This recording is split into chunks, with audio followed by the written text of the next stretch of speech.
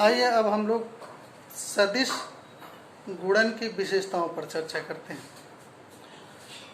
सदिश गुणन की सबसे पहली विशेषता क्या है?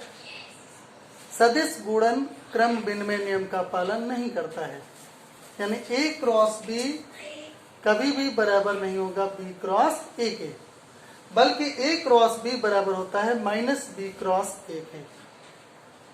इसी तरह से वितरण के नियम का पालन होता है, लेकिन अदिश गुणन की भांति सदिश गुणन में वितरण नियम का पालन होता है, यानी vector A cross vector B plus vector C है तो A का वितरण बाईं तरफ से हो या दाहिनी तरफ से हो जाएगा। इसमें बायां वितरण नियम दिखाया गया है, तो vector A cross vector B plus vector A cross vector C हो जाएगा।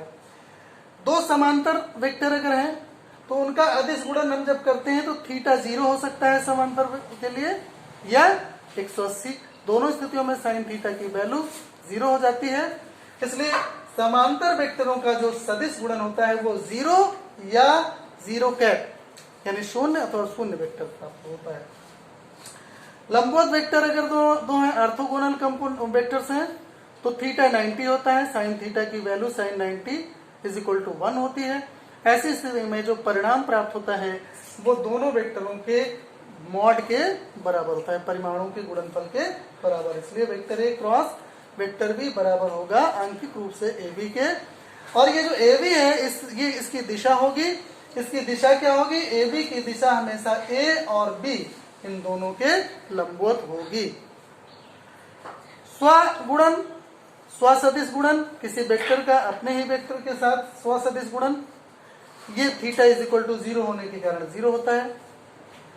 इसी आधार पर यानी चौथे और पांचवें गुणों के आधार पर हम x, y और z अक्ष की दिशा बताने वाले जो एकांक वेक्टर हैं उनमें क्रॉस रिलेशनशिप को हम डिफाइन करते हैं, यानी i cross i, j cross j, k cross k, ये स्वसदिश गुणन होने के कारण 0 होता है। बल्कि i cross j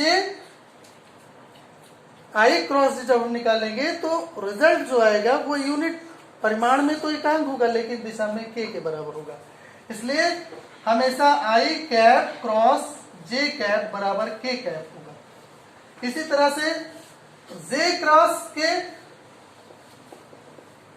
next stage is equal to i cap के बराबर होगा, और k cap cross j i cap, k i next stage आपका आता है j, तो j कैप के बराबर होगा।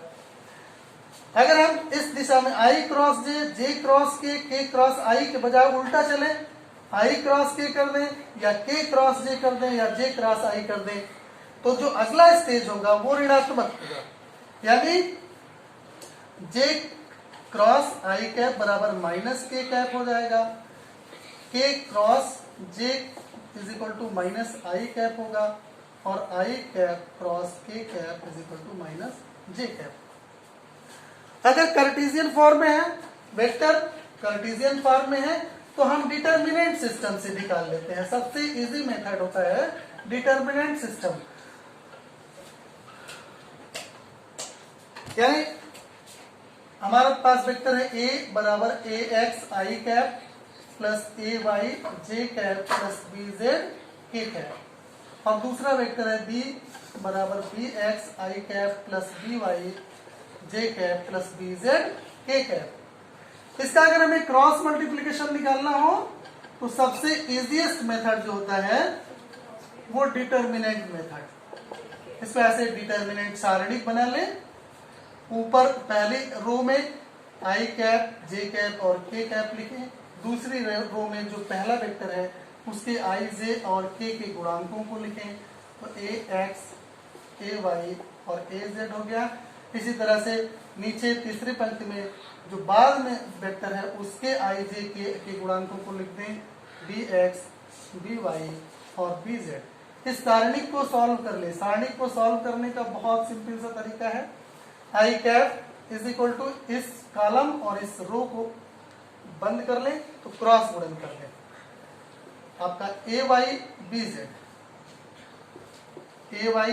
bz माइनस by az आएगा, फिर minus sine j cap, j वाले कॉलम और रो को बंद कर दे, जो बच रहा है उसका क्रॉस गुणन कर ले। तो A X B Z minus B X A Z plus तीसरा टर्म के का के कैप, के कॉलम को बंद कर दे, के रो को बंद कर दे, जो बच रहा है उसका क्रॉस गुणन कर दे। ए एक्स डी वाई, बीच में माइनस साइन लगेगा, इसको सॉल्व कर लेंगे, ये ए क्रॉस बी का रिजल्ट हो जाएगा। ठीक।